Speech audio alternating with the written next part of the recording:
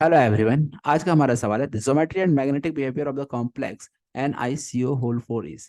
यहाँ पे देखिएगा NiCO होल 4 है, ज्योमेट्री और मैग्नेटिक बिहेवियर बताना है। तो सबसे पहले NiCO होल 4 में हम Ni का ऑक्सीडेशन नंबर कैलकुलेट करेंगे।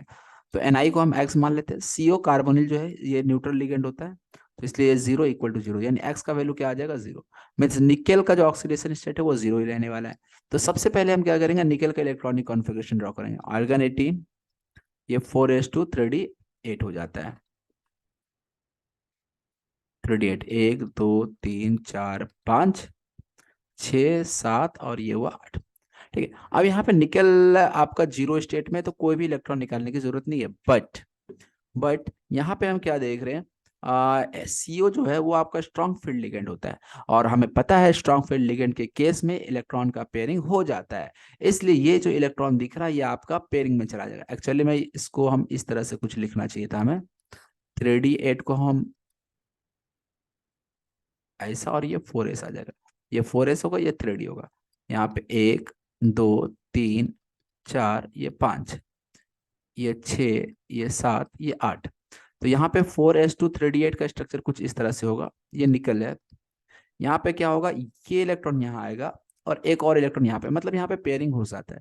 तो जब यहाँ पे पेयरिंग हो जाएगा, यहाँ पे 1 2 3 4 5, तो जब पेयरिंग हो जाएगा तो यहाँ पे क्या हो जाएगा आपका, कुछ इस तरह से स्ट्रक्चर बन जाएगा। ये 3d है और ये 4s है। इसके बाद आपका 4p आ जाएगा। अब यदि हम बात करें सीओ कितना इलेक्ट्रॉन पेयर यहाँ डोनेट कर रहा है, 4 पेयर डोनेट कर रहा है। 4 पेयर कहाँ कहाँ देगा, तो पहला पेयर यहाँ देगा, दूसरा पेयर यहाँ देगा, तीसरा पेयर, और ये हो गया चौथा पेयर। तो इस तरह से यदि मैं हाइब्रिडेशन की बात करूं तो sp3 हाइब्रिडेशन हो जाएगा, और sp3 हाइब्रिडेशन के केस में जो शेप होगा वो टेट्राहेड्रल हो जाएगा। और साथ ही साथ पैरामैग्नेटिक और डायमैग्नेटिक में हम देख सकते हैं ये पैरामैग्नेटिक स्पीसीज होगा। क्यों? क्योंकि यहाँ पे कोई भी अनपेयर्ड इलेक्ट्रॉन नहीं दिख रहे, इसलिए क्या हो जाएगा, सॉरी हम पैरा लिख दिए, ये डायमैग्नेटिक हो जाएगा, क्योंकि यहाँ पे कोई भी अनपेयर्ड इलेक्ट्रॉन प्रेजेंट नहीं है, सारे के सारे इलेक्ट्रॉन पेयर्ड है।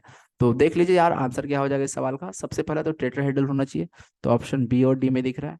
फर्दर डायमैग्नेटिक और पैरामैग्नेटिक में हम क्या बोलेंगे, डायमैग्नेटिक होगा। तो इसलिए यहाँ पे जो सही ऑप्शन है वो ऑप्शन बी है, टेट्राहेड्रल एंड डायमैग्नेटिक। तो कोऑर्डिनेशन कंपाउंड का एक अच्छा सवाल था।